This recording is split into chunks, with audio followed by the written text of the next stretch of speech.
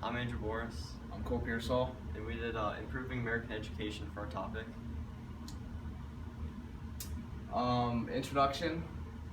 For America's education system to improve in the coming years, many changes need to occur. First, No Child Left Behind needs to end. Teachers need to become better in more intensive training. Decreased amount of standardized testing, and what will not improve the education is simply increasing the funds to schools, taking away funds from better schools, and giving more standardized tests. With the termination of the No Child Left Behind, there's limited student potential. Everyone falls behind. Performance is only regulated by the standardized tests, which means the teachers are only teaching to the test, and then the government constantly fails to sufficiently fund the programs. Articles about the NCLB. Aaron Duncan, the U.S. Secretary of Education, agrees with the termination of the NCLB. Children fall behind, and in the long-term run, students do not reach their full potential. Teachers focus more on the slacking children, but do not pay attention to the better students, discouraging them. This graph shows that the No Child Left Behind has been failing more in the recent years, and that's only getting worse. The schools that haven't been using the No Child Left Behind have reported that they're not doing as well as the schools that are not using it. Modernize teachers. The schools need to put more funds into teacher and staff training. They need to try new approaches of teaching to help the students learn better, and they need to reward the students to push them harder, and they need to learn how to help the struggling students. To train the teachers, the untrained teachers do not encourage the students to try to get better. Instead, they punish them for not doing well. That's not going to help the students at all. And if teachers learn to have better self-confidence, the teachers will end up supporting the students more and believing the students will learn the material. This will ultimately lead to students doing better in school and enjoying it more. And in her TED Talk, Rita Pearson emphasizes the idea and stresses the importance of self-perseverance in teachers, basically telling the teachers to never give up and believe that the students can achieve good grades and learn. Also, the schools need to decrease the amount of standardized tests.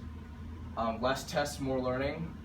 Teachers need to get involved with the students' families and communicate more for the students that are not doing so well in school. A final test rather than multiple standardized tests. The test should include higher order thinking and focus more on understanding information of pure memorization. Will not improve American education. Bigger class sizes and longer school years will not help at all. These require more funds, which lead to other areas of the school system lagging. More testing isn't going to help because this leads to students focusing more on just memorizing information rather than actually learning it and processing it. And also, taking away funds from successful schools and giving them to poor schools isn't going to help, because this leads to the poor schools doing worse and the poor schools doing better, but the better schools doing worse, which is not really going to help at all. Misconceptions about improving education. Many people's first thought about improving education is to increase the school year. This would not work because the immense increase of funds needed, and also students would be less focused because they would be kind of bored and less worried about school. And here's a video that is explaining that. Says that our students are so far behind those other countries. 10 News reporter Carrie Chow explains why Ballard hopes to keep your kids in school longer.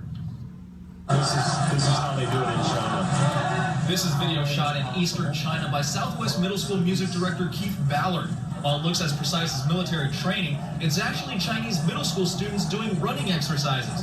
Ballard, a former National Educator of the Year, says that if the U.S. doesn't revamp its education system, it could be left behind in the global economy. I have a 7-year-old son, and I do not feel that he can compete with the Chinese based on what I saw over there. Ballard visited China and India for 25 days studying schools and shooting more than 50 hours of video. He says at age 9 or 10, Chinese students take a test that decides if they'll go to college or straight into a career after high school. English can be slow. High school foreign exchange teacher Yang Chunping took that test, but she's not convinced the Chinese system translates to American. We have different background, culture, history. American kids are not Chinese kids. Ballard, seen here teaching his mariachi students, says it's important the U.S. increases class hours and improves its vocational programs. It's taking the majority of kids and trying to prepare them for something. Ballard says based on the academic calendar, by the age of 18, Chinese students have logged 6 more years of school time than American students. Most Americans have no idea the competition, what they're up against in this global education competition. In South San Diego, Kerry Chow, 10 News. And Ballard says that stimulating the brain during early childhood is essential to development, and Chinese students start kindergarten at age 2. Meanwhile, on average, the U.S. students, we start kindergarten around age 5. Ballard thinks the best solution is to increase the school year and have students start school at a younger age. There's already $11 billion sent to schools, and an increase would hurt the government. In conclusion, for more schools to improve, there needs to be a lot of changes made. No Child Left Behind needs to end immediately. Teachers training needs to be more focused on modernization, and less standardized tests need to be given, which means more class learning time.